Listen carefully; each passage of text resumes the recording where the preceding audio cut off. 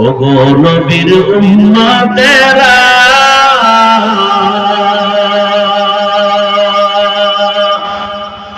হয়ে আজি দিশাহারা,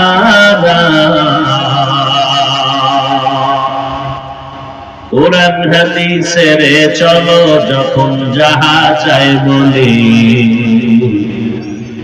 নবী বিনে কে তারাবে ফুলসিরাত মিজানে, নবী বিনে কে তারাবে ফুলসিরাত মিজানে। নবী আমার জীবন ভরে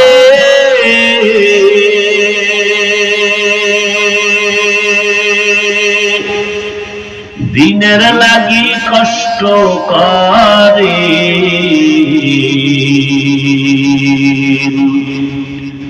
দান দান শহীদ করিলেন উহুদেরই ময়দানে। নবী বিনে কে তারাবে ফুলসিরাত মিজানে, নবী বিনে কে তারাবে ফুলসিরাত মিজানে। মাত্র 13 বছরের ব্যবধানে মক্কার চূড়ান্ত চরিত্রহীন মানুষগুলো স্বর্ণের মানুষ আল্লাহ বানায় দিলেন নবীর আদর্শ পালনের কারণে। আল্লাহ ঘোষণা দিলেন এরা জান্নাতি জানায় দাও। এই যে অল্প টাইমে পুরা মানুষগুলোকে দিনের আলোকে সাজাইলেন। আমার নবী একটা মিথ্যা কথাও বলেন নাই, পেটের বাড়িও লাগে নাই, গালিও লাগে নাই। কেমন মায়ার নবী আমার, যার জীবনে কোনদিন একটা মিথ্যা কথা নবী বলেন নাই, কোনদিন একটা পেটের বাড়ি কাউকে দেন নাই। কেমন মায়ার নবী, জিন্দেগিতে একটা মিথ্যা কথা বলেন নাই, গালি দেন নাই, কেউ গালি দিয়েছে জবাবও দেন নাই। আরো আশ্চর্য খবর হলো নবীর হায়াতের মধ্যে কোনদিন নবীজি চক্ষু গরম করে কারো দিকে তাকান নাই। কেমন মায়ার নবী, কেমন আমরা উম্মত। এরা যুবক, নবী চ্যালেঞ্জ দিয়ে গেছেন, ও দুনিয়ার উম্মতেরা আমি বিদায় নিয়ে চলে গেলাম, রওজা মুবারকে কিয়ামত পর্যন্ত জিন্দা হালাতে আমি থাকবো। রওজা মুবারকে আমি দুইটা জিনিস তোমাদের জন্য রেখে গেলাম, ধরে রাখবা, কোনদিন সম্মান নষ্ট হবে না। এক হলো আল্লাহর কোরআনটা ধরে রাখো, দ্বিতীয় নবীর আদর্শটারে ধরে রাখো। আল্লাহর কসম করে বলছি রে বাবা, এই জমিনের মধ্যে তাকাইয়া দেখো, বর্তমানে সারা দুনিয়ার অমুসলিম বিধর্মীরা কালেমার দুশমন, মুসলমানের দুশমন, আবার কিছু নেফাকি অন্তরওয়ালারা তাদের সাথে গোপনে আঘাত করে, তাল মিলায়। এরপরও তাকাইয়া দেখো, আমার আল্লাহর কোরআন নবীর আদর্শ যাদের মধ্যে আছে, এদের মতো সম্মান আর শান্তিতে বর্তমান দুনিয়াতে কেউ নাই। সম্মান দেওয়ার মালিক আমার আল্লাহ। আল্লাহর নবীর আদর্শ মানতে গেলে আপনাদের ব্যবসা বন্ধ করা লাগবে না, খানা বন্ধ করতে হবে না, ঘুম বন্ধ করতে হবে না, চাকরি ছাড়তে হবে না। ও যুবক, লেখাপড়া করো, চাকরি করো, ব্যবসা করো, বাধা নাই। নবীর আদর্শ মতো তুমি জীবন চালাও, তেমন কষ্টেরও কিছু না। আপনারাও খান, আমরাও খানা খাই, আপনারাও ঘুমান, আমরাও ঘুমাই, আপনারাও পানি পান করেন, আমরাও করি, আপনারাও বাথরুমে যান, আমরাও বাথরুমে যাই। ব্যবধান কি? সিস্টেম খালি পাল্টায় নেবেন। আপনি পানি পান করেন বাম হাতে, আমরা করি ডান হাতে। আপনারা যদি বলি ভাই ডান হাতে করেন না কেন, সমস্যা কি? বাম হাত ডান হাত একটা দিয়ে করলেই তো হয়। বাম হাত দিয়ে অসুবিধা কি? আমি যদি বলি ডান হাত দিয়ে করলে অসুবিধা কি? আপনার কপাল যেহেতু খারাপ, আপনি বলবেন হুজুরেরা বেশি কথা বলে। পানি পান করলেন, সিস্টেম এক, পাল্টায় দেন। আপনি আধা লিটার পানি এক টানে পান করলেন, আমরা আধা লিটার পান করছি 3-4 শ্বাস ফালাইয়া। আপনি পানি পান করছেন দাঁড়াইয়া, আমি করছি বৈশা।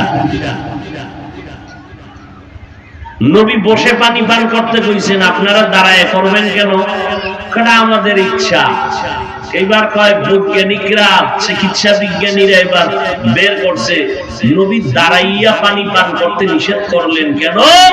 ১৫০০ বছর পর মাথাওয়ালা জ্ঞানী বিজ্ঞানীরা কয় দাঁড়াইয়া পানি পান করলে কিডনি নষ্ট হয়ে যায়।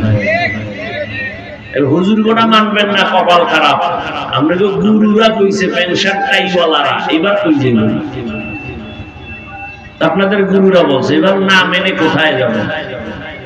দাঁড়াইয়া প্রস্রাব করলে চিকিৎসা বিজ্ঞানীরা একমত কিডনি ড্যামেজ হয়।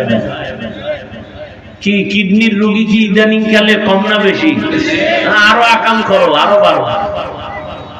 কিডনির হসপিটাল গুলোতে সিরিয়াল পাওয়া যায় না। আল্লাহ সবাইকে মাফ করে দেন। কথা শুনেননি না মোবাইল নিয়ে ব্যস্ত? আরে গজবে যা পাইছে না, জাহান্নাম পর্যন্ত না নিয়ে আপনাদের কলিজা ঠান্ডা করবে না। কত বড় কপাল পরা হলে মক্কায় গিয়েও ছবি, মদিনায় গিয়েও ছবি, মানুষ কাইন্দে পিছা পায় না। কত বড় নিমক হারাম, বেহায়া বেলাজা, কত বড় আল্লাহর দুশমন। মানুষ মক্কায় যায় কানতে কানতে বেহুশ, আরে কপাল পরা ছবি লয়ে বেহুশ। আছে না নাই?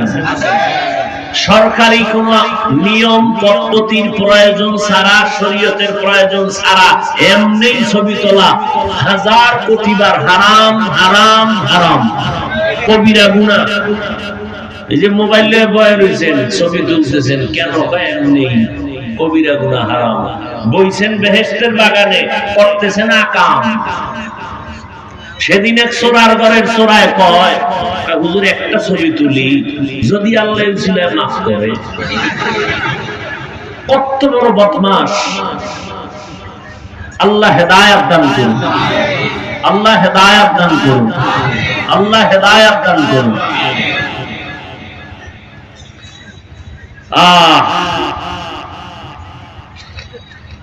এই প্যান্ডেল থেকেই ভাগ হয়ে যাবে ৭৩ দলের এক দল জান্নাতি, ৭২ দল জাহান্নামী। এখান থেকেই ভাগ হয়ে যাবে। নবীজির বয়ান শুনছে 13 বছর আবু জাহাল, কালেমা পড়ছে। কত বড় কপাল পরা হইলে নবীজির বয়ানেও কালেমা পড়ে না। আর কত বড় ভালো কপাল হইলে নবীরে জবাই করতে এসে কালেমা পড়েছে। নাম কি? এটা কপালের ব্যাপার, মনে রাখবেন, কপালের ব্যাপার। কেউ বয়ান শুনে কান্নাকাটি করে তওবা করে বাসায় যাবে, আর কেউ বাইরে গিয়ে চায়ের দোকানে আবার বিরোধিতা শুরু করে দেবে। আছে না? সব কোয়ালিটির মানুষ এখানে আছে। আল্লাহ হেদায়েত দান করুন। ওয়ামা আরসালনাকা ইল্লা রাহমাতাল লিল আলামিন।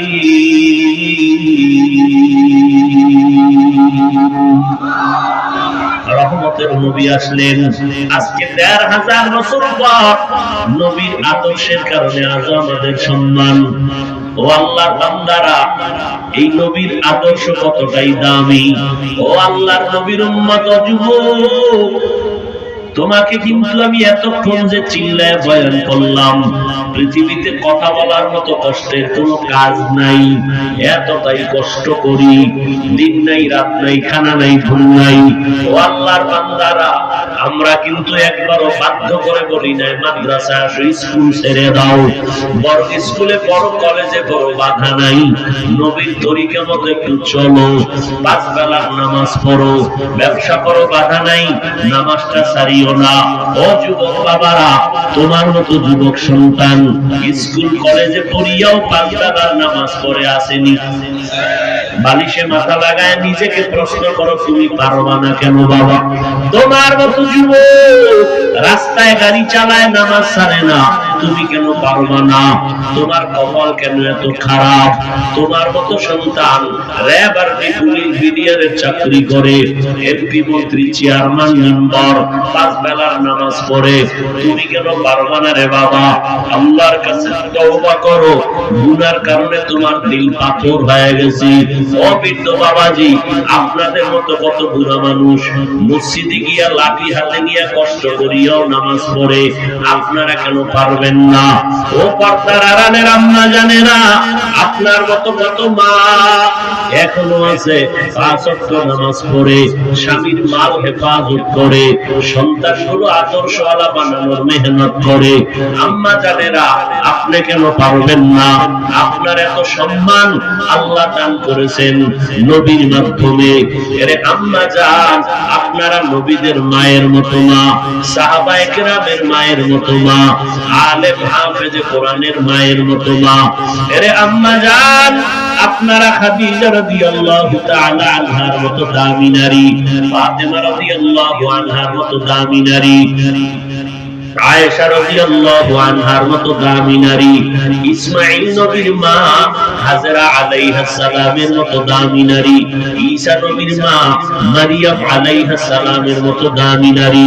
বেঈমান ফেরাউন আল্লাহর সাথে চ্যালেঞ্জ দিয়া নিজের খোদা দাবি করলো, অথচ তার ঘরের মধ্যে আল্লাহ ঈমানের বাতি জ্বালায় দিলেন। তার স্ত্রী নাম কি?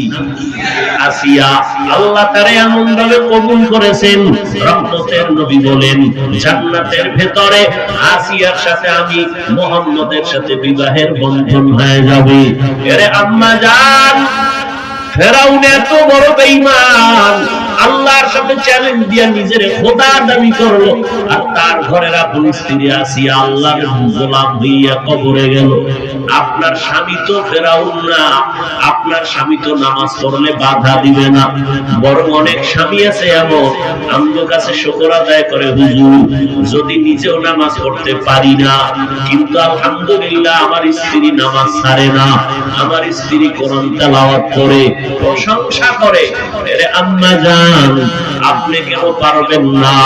আল্লাহর কাছে তওবা করেন, সন্তানকে ডাক্তার বানাবেন, আলহামদুলিল্লাহ দোয়া করে গেলাম। সন্তানটাকে ইঞ্জিনিয়ার বানাবেন, দোয়া করে গেলাম। সন্তানটাকে প্রফেসর বানাবেন, দোয়া করে গেলাম। তবে দাবি রেখে গেলাম, বেয়াদব বানাবেন না। আপনার সন্তানের আচরণে উলামায়ে কেরাম যেন কষ্ট না পায়, মা বাবা যেন কষ্ট না পায়, সন্তানের আচরণে মুরব্বীরা যেন কষ্ট না পায়। ও আল্লাহর বান্দারা, ও যুবক, ওই মা বাবার দোয়া নিয়ে সামনে আগাও, আল্লাহর কাছে পেছনের গুনাহ থেকে তওবা করো, মনের বুঝাও। তোমার আমার মতো যুবক যদি জেনারেল লাইনে থাকিয়া স্কুল কলেজে পড়ে, ব্যবসা করে, চাকরি করে, নামাজও পড়ে, আমরা কেন পারবো না? আজকে থেকে তওবা করে নাও, জীবনে আর নামাজ ছাড়বো না, আর দাড়ি কাটবো না, মা বাবার সাথে বেয়াদবিমূলক আচরণ করবো না, দেশের বিরুদ্ধে, জাতির বিরুদ্ধে ষড়যন্ত্র করব না। আজকে থেকে উলামায়ে কেরামের পরামর্শ নিয়া নবীর তরিকা মতে জীবনটাকে পরিচালনা করব। ও আল্লাহর বান্দারা, তওবা সবার কপালে নসিব হবে না। একটু আগেই বলেছিলাম, আবু জাহাল আমার নবীর বয়ান শুনিয়াও কালেমা পড়ে নাই। এই জমিনে কিছু মানুষ ওই মেজাজওয়ালা হাজারো বয়ান শুনিয়া তওবা করবে না, বরং বাহিরে গিয়া বিরোধিতা শুরু করবে। আর একদল আল্লাহর গোলাম ওমরের মেজাজওয়ালা গুনাহগার হইয়া প্যান্ডেলে আসার পর মরণের ভয়ে তওবা করে ফেলবে। আল্লাহকে বলবে, আল্লাহ আর কখনো নামাজ ছাড়বো না, তোমার নবীর তরিকার বাহিরে চলবো না। আল্লাহ তাকে হেদায়েতের দৌলত দিয়ে কবুল করে নিবেন। জানি না কার কপালে হেদায়েতের মালা পড়বে, আল্লাহ ভালো জানেন। যদি অন্তর কারো তৈরি হয়ে যায়, আর কোনদিন আল্লাহর বিরুদ্ধে যাব না, নবীর তরিকার বাহিরে যাব না, উলামায়ে কেরামের পরামর্শ নিয়ে মা বাবার দোয়া নিয়ে চলবো। এরকম তওবা করার মতো যদি কারো অন্তর তৈরি হয়, নেফাকে যদি অন্তরে না থাকে, খাঁটি তওবার নিয়ত যাদের আছে তাদেরকে বলবো দুটো হাত আমার আল্লাহকে দেখাইয়া দেই। আয় আল্লাহ, হাতগুলো কবুল করে নেন, তওবা কবুল করে নেন, তওবার উপরে মজবুত হইয়া চলার মতো তৌফিক দান করেন। আমিন।